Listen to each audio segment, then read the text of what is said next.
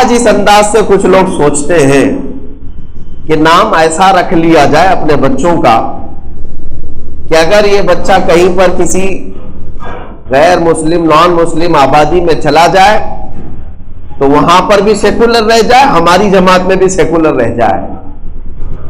اپنی آئیڈینٹی چھپانا یا اپنی شناخت چھپا کر کے اس دنیا میں جینا، یہ ایک مسلمان کی شان نہیں ہے۔ جب تم نے اسلام کو سچا دین سمجھا ہے اور اچھا دین سمجھا ہے تو پھر فخر کے ساتھ اسلام کو اپناؤ اور اس پر عمل بھی کرو۔ نبی پاک صلی اللہ تعالی علیہ وسلم کے صحابہ میں ایک صحابی حضرت ابو فقیہہ، یہ غلام تھے، یہ ان کا آقا تھا صفوان، اور یہ حضرت فقیہہ کو جب لے کر کے مکہ کے بازار میں چلتا تھا تو کیسے ان کے پیروں میں رسیاں ڈالتا تھا اور کھینچتا تھا، ایسی ہی سڑک پر کھینچتا ہوا لے جاتا تھا، اور پھر اس کے ہاتھ میں درہ ہوتا تھا کوڑا، بیچ بیچ میں وہ مارتا بھی رہتا تھا، اور وہ اس بات پر کہ یہ مسلمان ہوا ہے، محمد صلی اللہ تعالی علیہ وسلم کے دین کو قبول کیا ہے۔ جیسے حضرت بلال کو تکلیفیں دی جاتی تھی ویسے حضرت فقیہہ کو یہ صفوان مارتا تھا۔ بیچ میں ایک جگہ ایک گبریلا نظر آیا اور اس صفوان نے دکھا کر کے کہا کہ فقیہہ تیرا خدا یہی تو نہیں ہے، یہی تو خدا نہیں ہے جس کو تو بار بار احد احد کہتا ہے۔ تو حضرت فقیہہ اس وقت غلامی کے دور میں ہے، کوڑے کھا رہے ہیں، اور کسی ایک بڑے پیسے والے کے ہاتھ کے اندر ہے، وہ چاہتے تو یہ مصلحت کر سکتے تھے نا کہ چلو اس کو بھی تھوڑی دیر کے لیے راضی رکھ لوں اور میرے خدا کو بھی راضی رکھ لوں، بلکہ وہ اس کے ہاتھوں میں رسی سے بندھے ہوئے کھینچے جا رہے ہیں، کوڑے کھا رہے ہیں۔ اور جب اس نے کسی ایک گبریلا کو دکھا کر کے کہا کہ یہ تیرا خدا ہے کیا، تو حضرت فقیہہ نے اس وقت بھی کہا صفوان تیرا اور میرا دونوں کا خدا اللہ ہی ہے، جو تجھے بھی پال رہا ہے اور مجھے بھی پال رہا ہے۔ اس نے لاتوں سے آپ کے منہ پر اتنا مارا کہ آپ نیم مردہ ہو گئے۔ حضرت فقیہہ ایسا لگا تھا کہ آپ کا انتقال ہو گیا۔ تو میں یہ بات اس لیے عرض کر رہا ہوں کہ انہوں نے اتنی سخت آزمائشوں کے وقت میں یہ نہیں سوچا کہ آدھا ادھر عمل کر لیا جائے۔ آج تو ایسے حالات تو ہے نہیں کہ کوئی تمہارے پیروں میں رسی باندھ کر کھینچ رہا ہو اور کوڑے مار کر پوچھ رہا ہو بتا تو مسلمان ہے یا پھر میرے دین پر ہے، لیکن زبردستی کچھ لوگ اپنے آپ کو منانے نکلے ہیں کہ نہیں ہم آپ کی بھی جماعت کے ہیں، ہم آپ کی بھی جماعت کے ہیں۔ یہ منافقت ہے، یا تو پھر اسلام سینے میں آیا ہی نہیں ہے۔ اسلام جس کے سینے میں گھر کر جائے وہ آگ کے تنور پر کھڑا ہو کر بھی کہتا ہے کہ میں اللہ کو ایک مانتا ہوں، محمد صلی اللہ تعالی علیہ وسلم کو اللہ کا رسول مانتا ہوں۔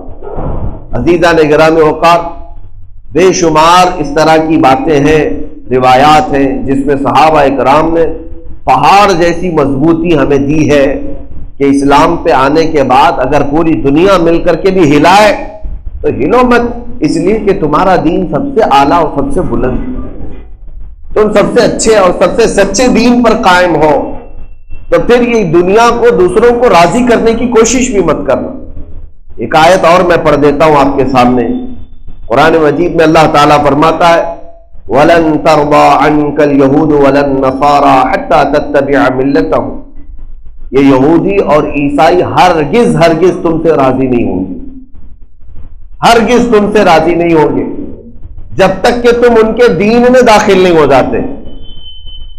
لوگ یہ سمجھتے ہیں نا آج کہ ہمارے ٹائی سوٹ بوٹ کو دیکھ کر کے یہ لوگ راضی ہو جائیں گے، ہمارے چال چلن اگر تھوڑی سی ماڈرن کر لیں گے تو یہ ہم سے راضی ہو جائیں گے، ہم پوش سمجھے جائیں گے۔ یہ صرف اور صرف مینٹلٹی ہے، خام خیالی ہے، وہ کبھی تم سے راضی نہیں ہوں گے۔ میرے عزیزو، اللہ نے جب قرآن پاک میں فرمایا کہ یہ کفار و مشرکین یہود و نصارہ تم سے راضی نہیں ہوں گے، اس وقت تک نہیں راضی ہوں گے جب تک تم ان کے دین میں نہیں چلے جاتے، جب تک وہ تمہارے سے سیٹسفائی نہیں ہوں گے، ہمیشہ سے یہی کہتے رہیں گے کہ جو کچھ بھی ہے تو یہ مسلمان۔ اسی لیے جب تم انہیں راضی کر ہی نہیں سکتے تو کیوں ان کی رضا کے پیچھے پڑے ہو؟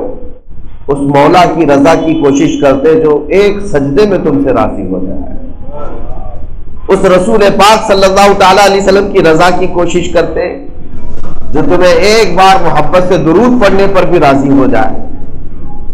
عزیزان گرامی اوقات، آج زندگی کے جو طور طریقے اکثر نوجوانوں کے دیکھنے کو ملے کہ ہم نے اپنے جینے کے جو انداز بنائے ہیں، خصوصیت کے ساتھ نوجوان طبقہ، ان کو ایسا لگتا ہے کہ مولانا لوگوں کی باتیں کٹر پنتھی کی ہوتی ہیں، دقیانوسی ہیں، فنڈامنٹل ہیں، پرانے خیالات کے لوگ ہیں اور بہت پیچھے لے جانا چاہتے ہیں۔ یہ سب شیطان ان کے دماغوں میں ڈال کر رکھا ہے۔ تمہیں کیا خبر کہ ہم جتنے پیچھے لے جاتے اتنے ہی کامیابی کی طرف لے جاتے۔ پیچھے لے جانے کا مطلب یہ نہیں ہے کہ ترقی سے پیچھے لے جانے کا مطلب یہ ہے کہ اتنے پیچھے آ جاؤ جہاں رسول اللہ کے قدم نظر آ جائیں۔ ہاں، ہمارا مقصد صرف اتنا ہے، جیو دنیا میں۔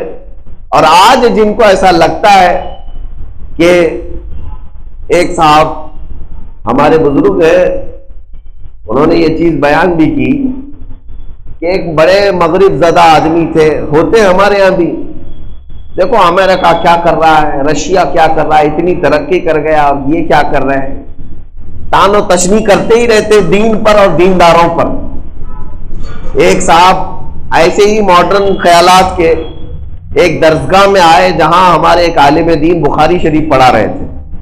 بخاری شریف آج کی کتاب تو ہے نہیں، 1300 سال 1200 سال پہلے کی کتاب ہے، آج بھی وہ پڑھائی جاتی ہے، سارے علماء کو پڑھائی جاتی ہے۔ اور کیوں پڑھائی جاتی ہے؟ اس لیے کہ رسول اللہ کی حدیثیں، میرے آقا صلی اللہ تعالی علیہ وسلم۔ وہ صاحب آئے تانا دیتے ہوئے، کہا مولوی صاحب امریکہ، رشیا، یورپ، چاند میں پہنچ گئے اور آپ ابھی بخاری میں ہی ہیں۔ یہ تان و تشنیع کرنے کے انداز کچھ ماڈرن لوگوں کے ہوتے ہیں۔ ہاں، امریکہ چاند میں پہنچ گئے اور ابھی آپ 1200 سال پرانی بخاری میں ہی بیٹھے ہوئے۔ اس عالم ربانی نے بہت اچھا جواب دیا، کہا اپنی خیر مناؤ، امریکہ چاند میں پہنچ گیا اور ہم مدینے پر پہنچ گئے اور تم بیچ میں ابھی لٹکے ہوئے ہو۔ تم نہ مدینے تک پہنچ سکے نہ چاند تک پہنچ سکے۔ اللہ تبارک و تعالیٰ نے تم جیسے تنقید بازوں کو یہیں تک کے لیے رکھ دیا ہے۔ اسی لیے میرے عزیزوں، جن لوگوں کے یہ خیالات ہیں کہ دین میں آنے کے بعد ہم پیچھے ہو جائیں گے، تو وہ لوگ ایسے ہی رہ جاتے ہیں، ایسے ہی رہ جاتے، نہ کوئی ترقی کر سکتے۔ دین کو جن لوگوں نے یہ سمجھا کہ ترقی کے لیے آڑ ہے اور پھر جا کر کے دوسرے خیالات اپنانے لگ گئے، دوسرے لوگوں کے خیالات کی طرف چل پڑے، ان لوگوں کے لیے میں جواب میں کہتا ہوں، بعض لوگ یہ سمجھتے ہیں کہ کالج یونیورسٹی ایک الگ چیز ہے، مدرسہ دارالعلوم یہ ایک الگ چیز ہے۔ میرے عزیزوں، علم کی کوئی تقسیم نہیں تھی، علم ایک ہی ہے۔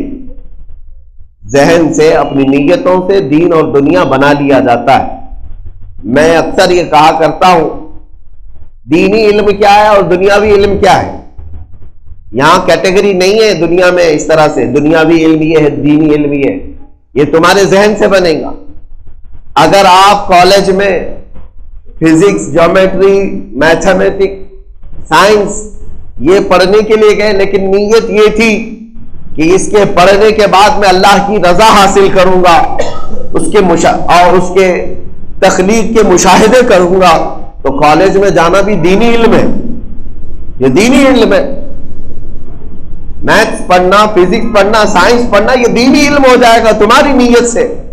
اور اگر کوئی مدرسے آتا ہے، حدیث کا علم ہے، تفسیر ہے، قرآن ہے، فقہ ہے، تصوف ہے، لیکن نیت یہ لے کر کے آتا ہے کہ میں مدرسے میں پڑھوں گا اور خوب کماؤں گا پیسے، مولانا بنوں گا، خوب پیسے کماؤں گا، لوگوں کی جے بیٹھوں گا، تو پھر یہ مدرسے میں پڑھنا ہی دنیاوی علم ہے، یہ دینی نہیں ہے۔